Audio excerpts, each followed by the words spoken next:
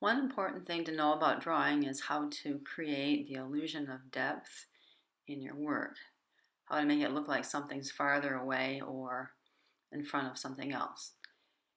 A lot of these strategies you've learned in grade school, at least I hope you have, but I want to review them because a lot of times once kids get to middle school, we still see the very flat pictures where they don't use the depth strategies anymore because they've forgotten them. Okay, the first one is overlapping. And I started out by drawing a tree. Now I'm drawing a fence behind the tree. And you see how I started on one side of the tree, and then when I got to the tree, I stopped and I skipped over the tree, and then I started again on the other side of the tree. That's basically how you overlap in drawing. So now I'm going to also put a scarecrow there, and you see how I skip the fence and then continue on the other side. So that's one of the simplest ways to create depth. The farther away something is from you, the smaller it appears. And so size change and placement are other ways to create depth. So I've already got a tree drawn, and I'm drawing another tree, and I'm drawing it smaller. Although if it were up level with that same tree, it would actually be the same size. And I'm placing it higher up on the paper. And now I'm going to draw another tree and another ground line. And this tree is smaller yet and higher up yet. So size change and placement, some other ways that you can create depth. When you're creating the illusion of depth, remember you need a foreground, middle ground, and background. The foreground is everything that's up closest, and the horse and the fence are in the foreground. The middle ground is a little bit farther back, and to make the things in the middle ground, you have to make them higher up on the paper, and you have to make them a little bit smaller than they would be if they were in the foreground on the same level as like the horse and the fence. Okay, and I also add another ground line and some trees. And those are the middle ground. Okay, now the background is way back, the horizon line, and the stuff back there. And with those, you make them smaller, highest up on the paper, and a lot of times not as clear.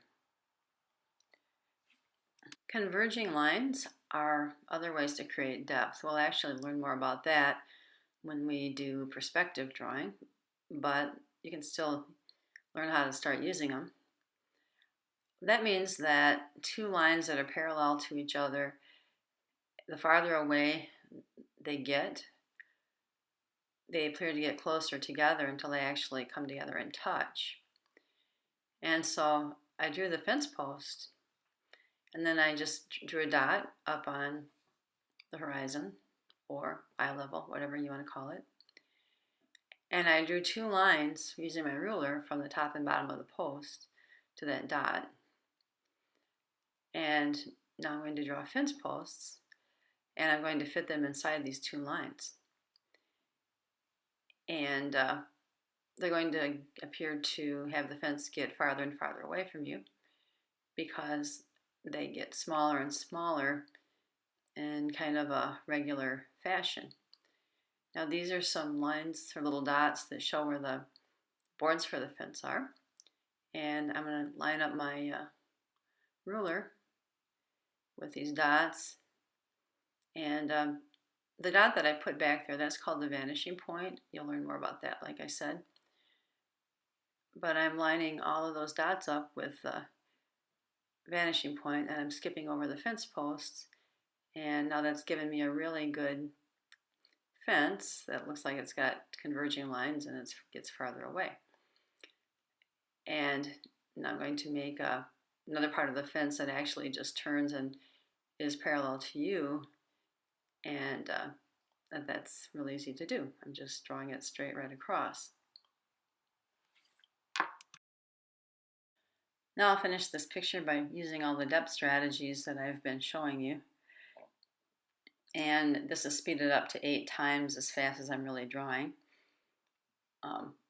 Another thing with creating depth strategies is that there's more detail in the closer things, and you can't see the detail as well in the farther things. You see I'm using overlapping. I'm also using some size change. The tree's smaller. Actually, the converging lines create size change too. A little bit of shading actually gives the little hills in the background depth because it makes them look rounder. So go ahead and play with all these different strategies.